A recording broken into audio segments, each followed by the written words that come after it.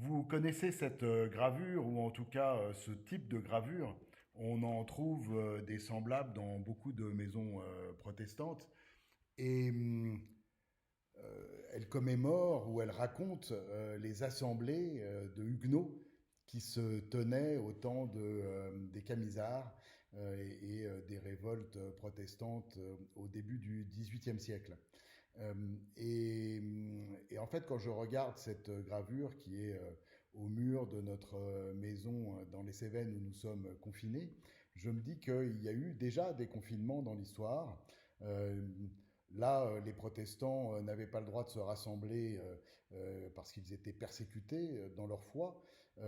Et dans une interview récente du Monde, Edgar Morin raconte le confinement du ghetto de Varsovie, qui était un confinement un tout petit peu particulier, puisque à l'intérieur du ghetto de Varsovie, on avait le droit de circuler, et comme le dit Morin, on y préparait la mort, alors que dans notre confinement d'aujourd'hui, on cherche à protéger et à préserver la vie.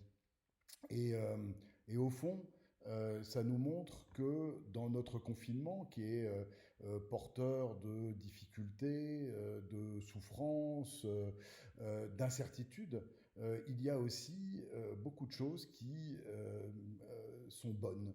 Il y a du bon dans notre confinement.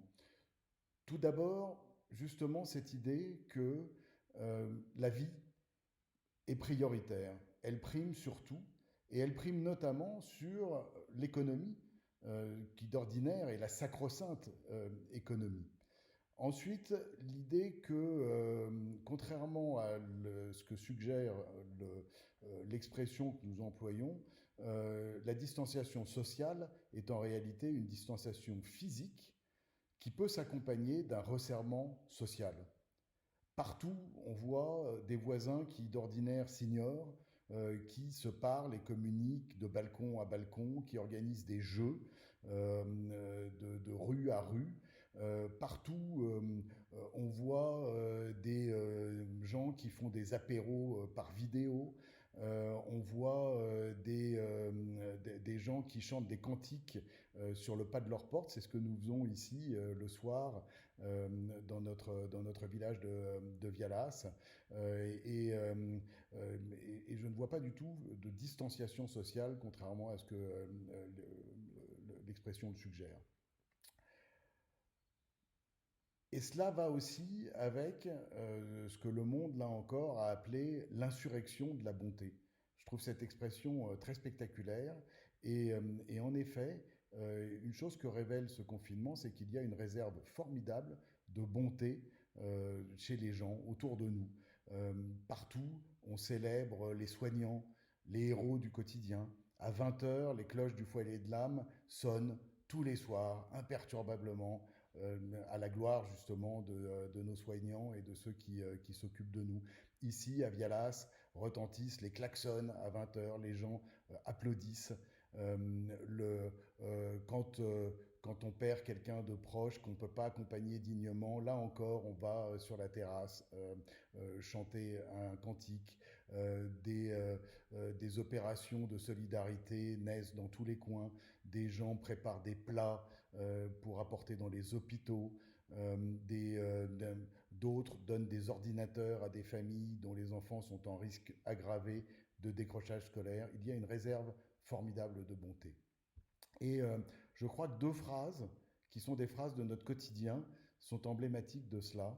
Euh, L'une, c'est comment allez-vous? Vous avez une très belle vidéo de Dominique Hernandez sur ce sujet sur le site du Foyer de l'âme.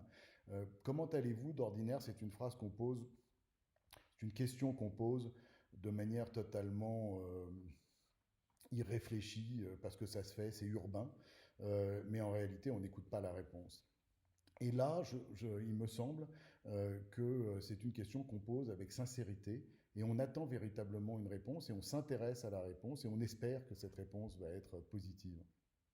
Et l'autre phrase tout aussi emblématique qui termine en général nos conversations ou nos messages, nos emails, c'est prends soin de toi, prenez soin de vous. Et là encore, Normalement, on n'aurait pas dit ça à la fin d'un email ou d'un message ou d'une conversation. Dans dans un message écrit, on aurait terminé par bien à toi ou bien cordialement ou à bientôt. Et là, systématiquement, nos messages se terminent par prends soin de toi. Et on a vraiment le sentiment que les gens souhaitent que nous prenions soin de nous. Tout cela me fait penser au foyer de l'âme et aux raisons pour lesquelles je suis très attaché au foyer de l'âme. Cette idée que la vie, l'humain, prime sur tout. Euh, L'idée que la générosité, l'empathie, le fait de s'occuper des autres est d'une importance primordiale. Le temps aussi qu'on prend pour penser la marche du monde un peu différemment. Tout cela fait que le foyer de l'âme me manque. C'est finalement ce que le confinement nous interdit véritablement, c'est d'être physiquement ensemble. Il me tarde que nous puissions nous retrouver le premier dimanche où ce sera possible après la fin du confinement dans notre bon temple du foyer de l'âme, ou alors peut-être, et ça nous ramènera à notre gravure, le premier dimanche de septembre où à Mialet, comme tous les ans, sera commémorée l'Assemblée du désert. Cette année, ce n'est peut-être pas tout à fait un hasard, c'est notre pasteur, Dominique Hernandez, qui présidera la cérémonie. J'espère que nous pourrons nous y retrouver nombreux. D'ici là, prenez soin de vous, prenons soin les uns des autres et prenons soin peut-être aussi de notre monde.